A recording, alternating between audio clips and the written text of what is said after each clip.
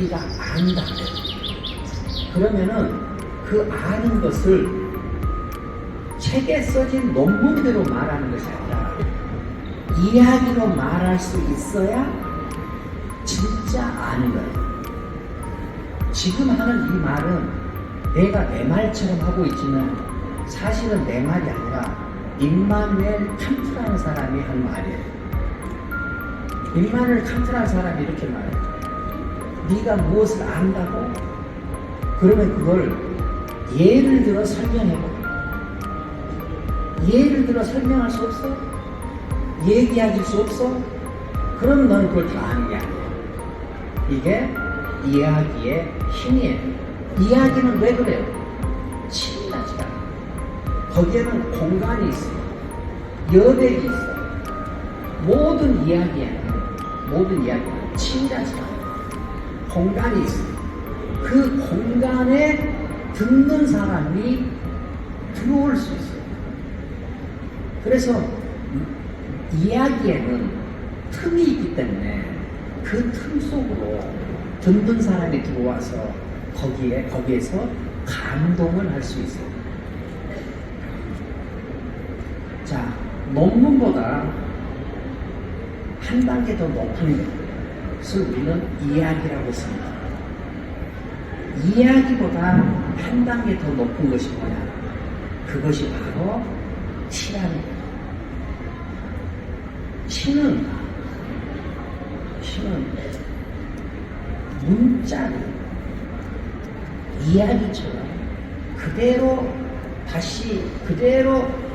쓰는 것이 아니라 말하는 방식을 다르게 한다 할지, 해야 될 말을 오히려 안 해버린다 할지,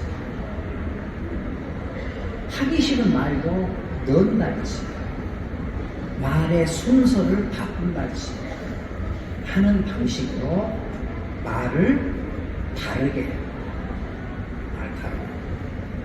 그러니까 보통 사람들은 문자를 사용하기만 한다면 시인은 문자를 지배하는 사람이에요. 문자를 지배하는 사람. 자, 문자를 지배하는 것이 우리에게 어떤 일을 하게 해주는지를 보죠. 한민복이라는 시인을 아실 겁니다. 한민복이 시인의 섬이라는 성이 있어요. 섬은 첫 줄이 뭐냐? 물 울타리를 둘렀다.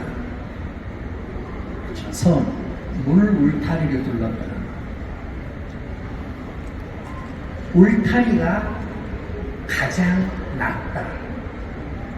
우리가 울타리 하면은 사람 키 정도 되는 것으로 사람들보다 다 높죠, 울타리가. 그런데 섬에서는 울타리가 가장 낮아. 이런 울타리가 인간 세상에 한민복이라는 시인이 나오기 전까지 이런 울타리가 있어 본 적이 있어요, 없어요? 없습니다.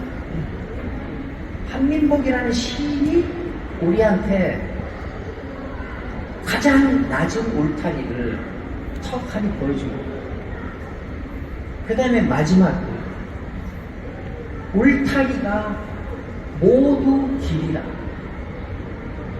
그동안의 울타리는 다 더 우리보다 키보다 높이 있으면서 우리가 가는 길을 막는 게 울타리였어요.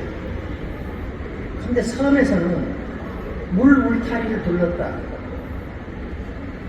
물 울타리라는 것도 처음 있는 거예요.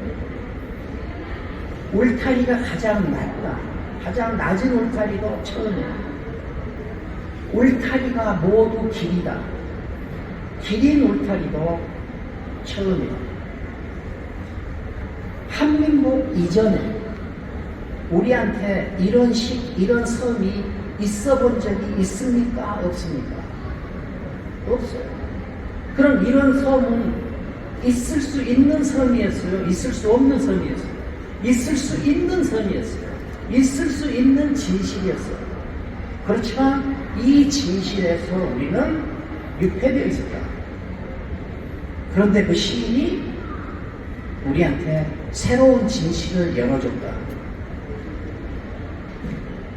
그렇다면은 시인은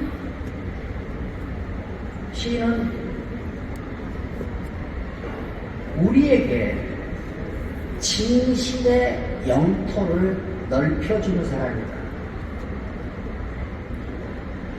인간 세상에서 인간 문명의 기초인 문자를 다루어서 그 문자로 인간 삶의 진실의 영토를 넓혀주는 사람이 가장 높은 사람이 아니면은 누가 가장 높은 사람이야? 대통령이 가장 높아요? 그럼 대통령이 우리한테 진실의 영토를 넓혀줍니까?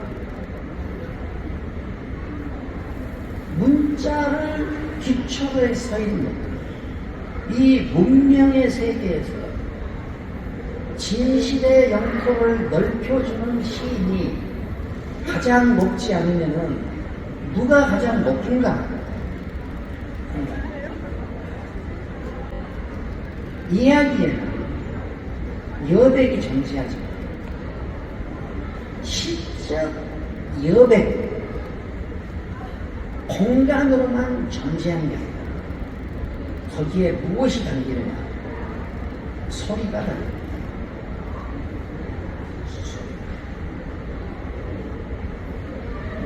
문자들을 지배하면서 문자들 사이사이에 소리를 심는 사람들, 이런 사람들을 우리는 시인이라고 한다. 그러면은 그 소리는 어디에서 왔는가? 우리의 고향, 즉 신의 세계에 우리는 시적 감동을 통해서만 고향에 갈 수 있습니다.